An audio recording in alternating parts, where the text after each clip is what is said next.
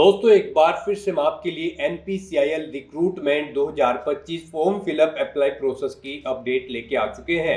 Last date की update है, केवल 3 दिन शेष रह गए हैं।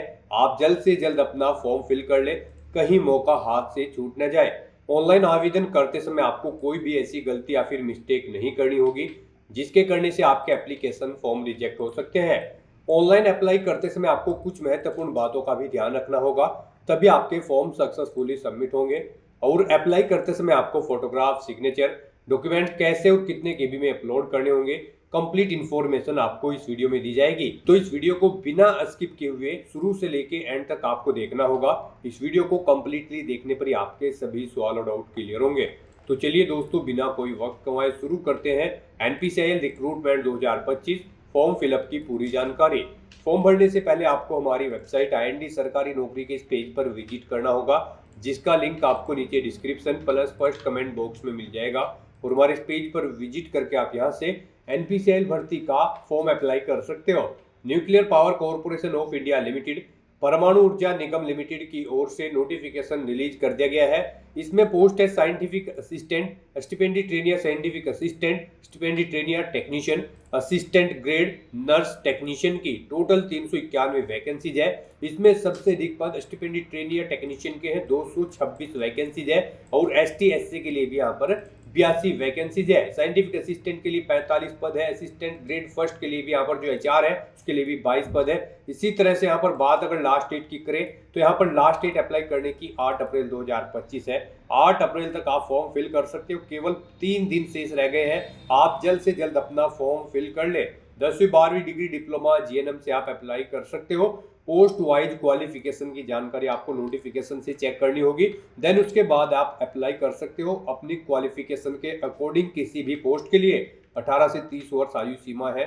फीस भी 150 और 100 रुपये है। SC ST फीमेल को फीस जमा नहीं करनी होगी, ना ही PWBD या EXS मैन को फीस जमा नहीं करनी होगी। Online examination, skill test, interview के आधार पर इसमें आपका चयन किया जाएगा। ऑनलाइन अप्लाई कर सकते हो, ऑल इंडिया से अप्लाई कर सकते हो।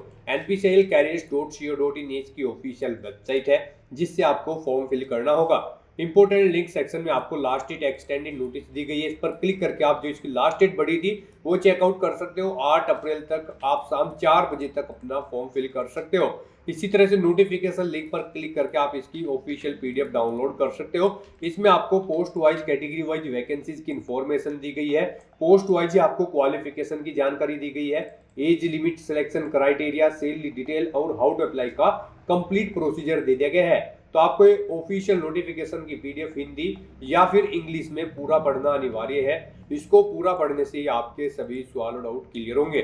PDF रीड आउट करने के बाद में आपको अप्लाई ऑनलाइन लिंक पर क्लिक करना होगा, तो आपके सामने इसका ऑनलाइन का एक पोर्टल ओपन हो जाएगा। यहाँ पर इसे अगर आप इंग्लिश में करना चाहते हैं तो यहाँ पर इंग्लिश की टैब पर क्लिक करके इसे इंग्लिश में कर ले व्यू को। हिंदी में आप रखना चाहते हैं तो हिंदी में ही रहने दें। यहाँ पर आने के बाद गाइस, अगर आपने इस भर्ती के लिए पहले से रजिस्ट्रेशन कर रखा है, आपको यहाँ पर अपनी लॉगिन ID एंटर करनी है, अपना पासवर्ड एंटर करना है, ये कैप्चा कोड यहाँ पर एंटर करना है और लॉगिन की टैब पर क्लिक करके अपने डैशबोर्ड में लॉगिन कर लेना है। और फिर वहां से आपको अपना फॉर्म अप्लाई करना है।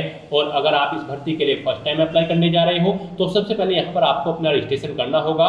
उसके लिए आपको नवीन पंजीकरण हेतु क्लिक करें, आपको इस टैब पर क्लिक कर देना है। उसके बाद आपके सामने यहाँ पर रजिस्ट्रेशन का फॉर्म ओपन हो जाएगा। यहाँ पर आपको ओके आई अंडरस्टैंड इस ऑप्शन पर क्लिक करना है। यहाँ पर आने के बाद आपको यूनिट ऑटोमेटिकली सिलेक्ट मिल जाएगी NPCIL की, और एडवर्टाइजमेंट नंबर भी आपको ऑटोमेटिकली यहाँ पर सिलेक्ट मिल जाएगा। फिर यहाँ पर आपको पोस्ट सिलेक्ट करनी है, आप जिस पोस्ट के लिए अप्लाई करना चाहते हैं। हम यहाँ पर आपको STTM कैटेगरी सेकंड यानी कि स्टाइपेंडी ट्रेनी टेक्नीशियन ST टेक्नीशियन की पोस्ट के लिए अप्लाई करके दिखा रहे हैं। यहाँ पर आपको अपनी चॉइस के अकॉर्डिंग कोई भी पोस्ट सेलेक्ट कर लेनी है जिस पोस्ट के लिए आप अप्लाई करना चाहते हैं। यहाँ पर हम आपको इस पोस्ट के लिए अप्लाई करके दिखाएंगे। बाकी की सब पोस्ट के लिए भी सेम ऐसे ही अप्लाई होगा, बस क्वालिफिकेशन में आपको चेंजेस करने होते हैं। उसके बाद यहाँ पर आपको अपनी डिसिप्लिन सेलेक्ट करनी है। इस ट्रेनिंग पोस्ट के लिए आप किस डिसिप्लिन के लिए अप्लाई करने जा रहे हैं। उसके बाद यहाँ पर आपको अपनी कैटेगरी सिलेक्ट कर लेनी है। फिर यहाँ पर आपको पूछा गया है कि क्या आप PWBD कैंडिडेट हैं, अगर हैं तो आप यस करें और फिर आप उसकी डिटेल यहाँ पर प्रोवाइड करें। जैसे कि आपको अपनी PWD कैटेगरी सिलेक्ट करनी है, डिसेबिलिटी की परसेंटेज देनी है, कितनी परसेंटेज आपकी डिसेबिलिटी है। और अगर आप PWD कैंडिडेट नहीं हो तो यहाँ पर आप सिंपली नो ऑप्शन सेलेक्ट करें। उसके बाद यहाँ पर आपको अपनी पर्सनल डिटेल देनी है। यहाँ पर आप मिस्टर, मिसिज या डॉक्टर अपने अकॉर्डिंग ऑप्शन सेलेक्ट करें। फिर यहाँ पर आप अपना फर्स्ट नेम एंटर करें, उसके बाद मिडिल नेम है तो वो एंटर कर दे, लास्ट नेम है तो वो एंटर कर दे, नहीं है तो आप इन कॉलम को खाली छोड़ दें। फिर आप अपना जेंडर सेलेक्ट करें, अपनी डेट ऑफ बर्थ आप यहाँ पर इस कैलेंडर में से सिलेक्ट करें, अपनी नेशनलिटी आप सिलेक्ट कर लें और फिर यहाँ पर आप अपना आधार नंबर एंटर कर दें। उसके बाद यहाँ पर आपसे पूछा गया है कि क्या आप NPCIL में सर्विस करते हैं या कोई एम्प्लॉय है NPCIL के, अगर है तो आप यस करें और फिर यहाँ पर आप उसकी डिटेल दें। जैसे कि आप NPCIL की पहले यूनिट सेलेक्ट करें, अपना एम्प्लॉयमेंट नंबर दें और अगर नहीं आप एम्प्लॉय हैं NPCIL के तो यहाँ पर आपको नो ऑप्शन सेलेक्ट कर लेना है। नेक्स्ट यहाँ पर आपसे पूछा गया कि क्या आपको एज में रिलैक्सेशन चाहिए। यहाँ पर अगर आप 1984 के दंगों के पीड़ित हैं तो यहाँ पर आप यस करें, नहीं तो नो ऑप्शन सेलेक्ट करें। फिर यहाँ पर अगर आप dependent defence personnel killed person है तो यहाँ पर आप यस करें तो आपको एज में रिलैक्सेशन मिलेगा, नहीं तो आप नो ऑप्शन सेलेक्ट करें। फिर अगर आप एक सर्विसमैन हो तो आप यस करें, फिर आपको एज में रिलैक्सेशन मिल जाएगा, नहीं तो आप नो ऑप्शन सेलेक्ट करें। उसके बाद यहाँ पर आपसे पूछा गया है कि क्या आप विडो डाइवोर्स वुमेन हैं, अगर है तो यहाँ पर आप यस करें, नहीं तो नो ऑप्शन सेलेक्ट करें। उसके बाद आपसे पूछा गया है कि क्या आप NPCIL में कॉन्ट्रैक्ट या फिर फिक्स टर्म बेसिस पर कार्यरत हैं, अगर है तो यस करें, नहीं तो नो ऑप्शन आप सिलेक्ट करें। यस करेंगे तो आपको यहाँ पर एज में रिलैक्सेशन मिलेगा, नो करेंगे तो आपको एज में रिलैक्सेशन नहीं मिलेगा। उसके बाद यहाँ पर आपको अपने रजिस्ट्रेशन की डिटेल देनी है। यहाँ पर आप अपना यूजर नेम एंटर करें, ABCZYW कुछ भी आप यहाँ पर अपना यूजर नेम एंटर करें और चेक अवेलेबिलिटी इस ऑप्शन पर क्लिक करके चेक कर लें कि क्या ये यूजर नेम अवेलेबल है। अगर होगा अवेलेबल तो यहाँ पर आपको यूजर नेम अवेलेबल शो कर दिया जाएगा, नहीं होगा तो यहाँ पर आपको नॉट अवेलेबल शो होगा। फिर आप उसमें चेंज करके अपना यूजर नेम अपने अकॉर्डिंग सेट कर ले। 5 से 20 कैरेक्टर के बीच में आपका यूजर नेम होना चाहिए। उसके बाद यहाँ पर आपको अपना पासवर्ड क्रिएट करना है। पासवर्ड यहाँ पर आपका अल्फा न्यूमेरिक फॉर्मेट में होना चाहिए, मींस आपके पासवर्ड में कम से कम एक अपर केस कैरेक्टर, एक लोअर केस कैरेक्टर, एक इंटीजर नंबर और एक स्पेशल कैरेक्टर जैसे कि @ या $, इस तरह से आपका पासवर्ड इस फॉर्मेट में होना चाहिए। उसके बाद यही पासवर्ड आपको कंफर्म पासवर्ड फील्ड में एंटर करना होगा। फिर आपको अपनी ईमेल आईडी यहाँ पर एंटर करनी है, अपना मोबाइल नंबर आपको यहाँ पर एंटर करना है, ये कैप्चा कोड यहाँ पर आपको एंटर करना है और फिर आपको गाइस यहाँ पर रजिस्टर की इस टैब पर क्लिक कर देना है।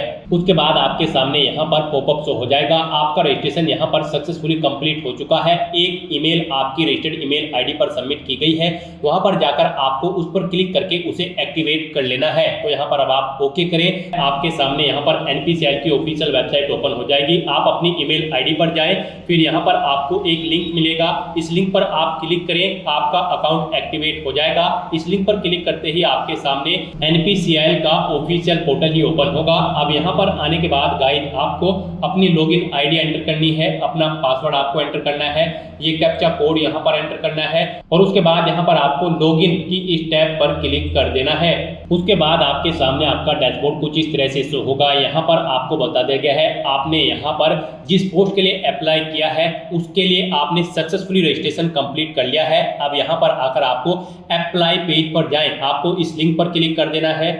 फिर यहाँ पर आपको कुछ इंस्ट्रक्शन दिए गए हैं, आपके पास ये चीज़ें यहाँ पर होनी चाहिए फॉर्म अप्लाई करते हुए। तो यहाँ पर आपको इन्हें रीड आउट करने के बाद बंद करें ऑप्शन पर क्लिक करना है। फिर यहाँ पर आपको शैक्षणिक अर्हता के इस लिंक पर क्लिक कर देना है और उसके बाद यहाँ पर गाइड आपको अपनी एजुकेशनल क्वालिफिकेशन की डिटेल प्रोवाइड करानी है। यहाँ पर आपसे पूछा गया है क्या आपने वर्ष 2021 में 10वीं कक्षा पास की है, जहाँ कोविड-19 महामारी के कारण केंद्रीय राज्य प्राधिकरण ने उम्मीदवारों को अंक और प्रतिशत दिए बिना ही उत्तीर्ण घोषित कर दिया है। तो यहाँ पर अगर है तो यहाँ पर आप यस करें और उसके बाद यहाँ पर अपनी 10वीं क्लास की डिटेल दें और अगर नहीं है तो यहाँ पर आपको नो ऑप्शन सेलेक्ट कर लेना है और फिर यहाँ पर आपको अपनी 10वीं क्लास की डिटेल प्रोवाइड करानी है।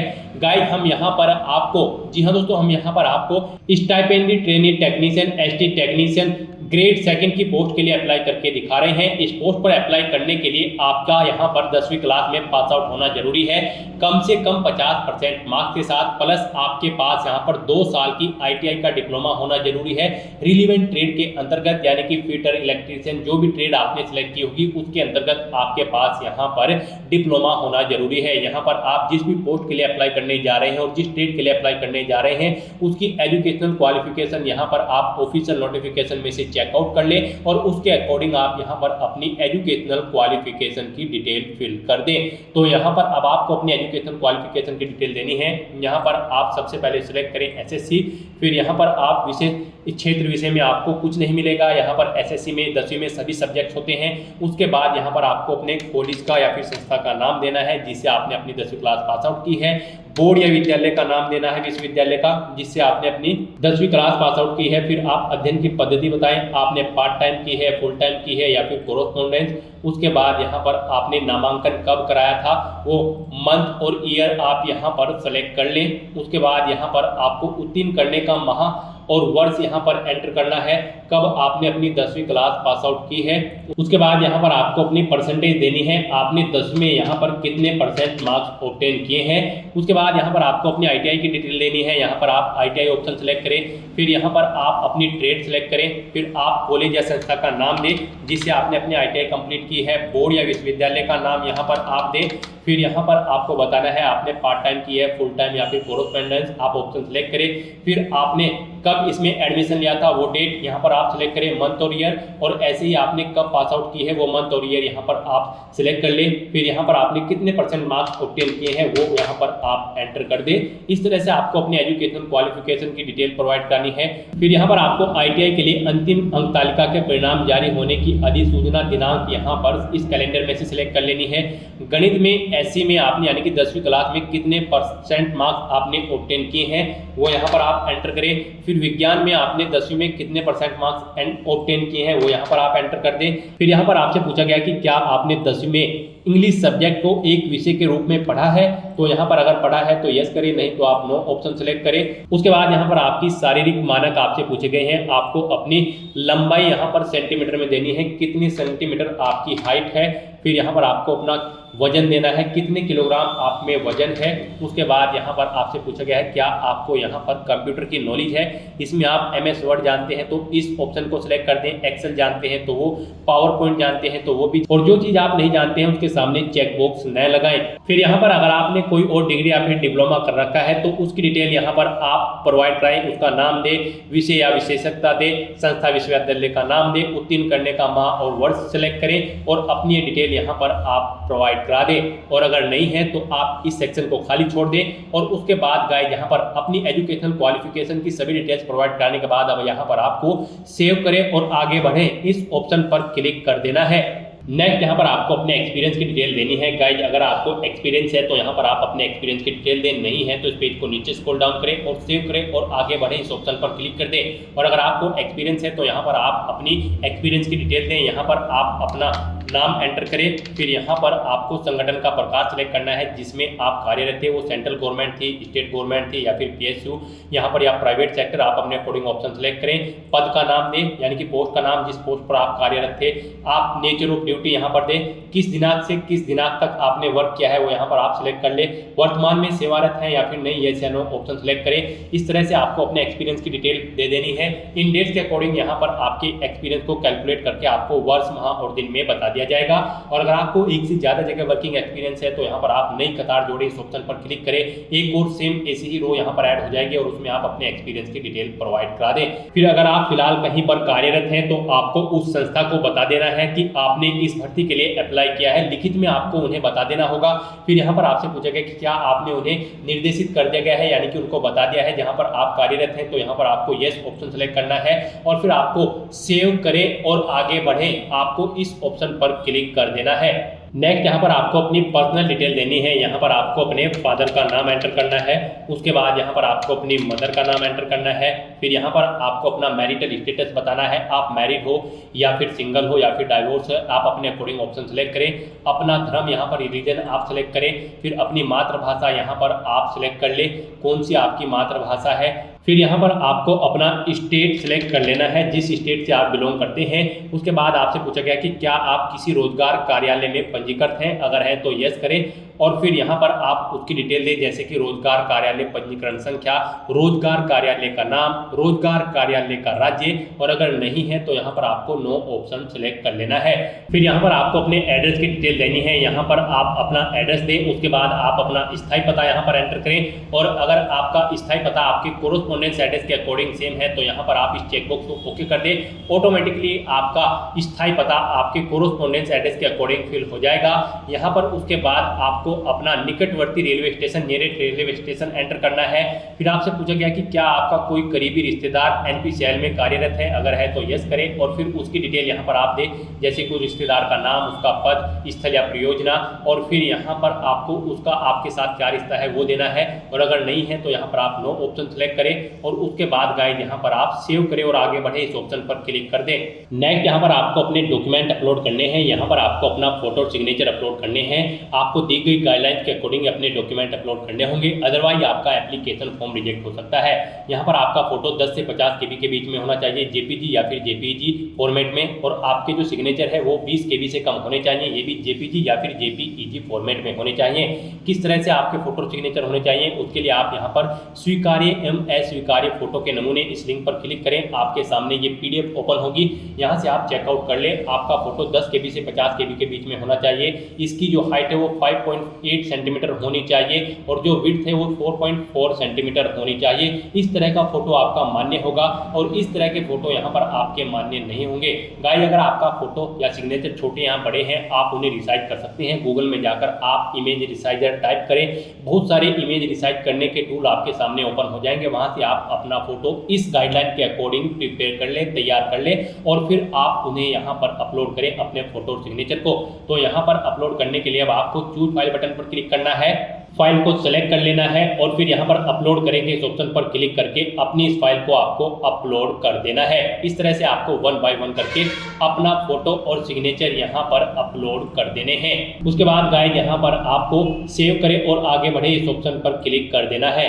उसके बाद आपको आपके एप्लीकेशन फॉर्म का पूरा प्रीव्यू यहाँ पर शो कर दिया गया है। आपको सभी डिटेल्स केयरफुली चेकआउट करनी है, पेज को नीचे स्क्रॉल डाउन करना है, और यहाँ पर अब आप आवेदन प्रस्तुत करें, आप इस टैब पर क्लिक कर दें। फिर आपके सामने यहाँ पर मैसेज शो हो जाएगा, आपका एप्लीकेशन फॉर्म सक्सेसफुली सबमिट कर दिया गया है। अब यहाँ पर आप ओके करें, आपको आपके डैशबोर्ड में रिडायरेक्ट कर दिया जाएगा। यहाँ से आप चेकआउट कर सकते हो, आपके एप्लीकेशन फॉर्म की सभी टास्क ओके हो चुकी हैं। अब यहाँ पर आप आवेदन प्रपत्र का प्रिंट आप इस लिंक पर क्लिक करें और अपने एप्लीकेशन फॉर्म का एक हार्ड कॉपी प्रिंट आउट ले लें, फ्यूचर यूज के लिए, फ्यूचर रेफरेंस के लिए। और गाइस, अगर आप यहाँ पर जनरल या फिर OBC कैटेगरी कैंडिडेट हैं तो आपको फिर यहाँ पर एप्लीकेशन फीस के रूप में कुछ अमाउंट जमा कराना होगा। जनरल OBC EWS कैंडिडेट को यहाँ पर 150 रुपये scientific assistant ST SA nurse की पोस्ट के लिए जमा कराने होंगे, और जनरल OBC EWS कैंडिडेट को बाकी की पोस्ट के लिए 100 रुपये जमा कराने होंगे। और अगर आप SC ST PWBD या फिर वुमेन या फिर EX सर्विसमैन कैंडिडेट हैं तो आपको एप्लीकेशन फीस जमा नहीं करानी है, आपका फॉर्म सबमिट हो चुका है। लेकिन जिन कैंडिडेट को फीस जमा करानी है पहले वे फीस जमा कराएंगे, उनके बाद उनका फॉर्म सबमिट होगा, और उसके बाद आप उनको अपने एप्लीकेशन फॉर्म का हार्ड कॉपी प्रिंट आउट ले लेना होगा। फीस का अमाउंट आप debit card, credit card, net banking या फिर UPI के माध्यम से जमा करा सकते हो। तो दोस्तों, ऐसे आप NPCIL 391 पोस्ट की इस भर्ती के लिए अपना फॉर्म अप्लाई कर सकते हो। आज की इस वीडियो में बस इतना ही। आई होप ये वीडियो आपको पसंद आई होगी। अगर पसंद आई हो तो इसे लाइक और शेयर करें, चैनल पर नए हो तो इसे सब्सक्राइब कर लें। Thanks for watching.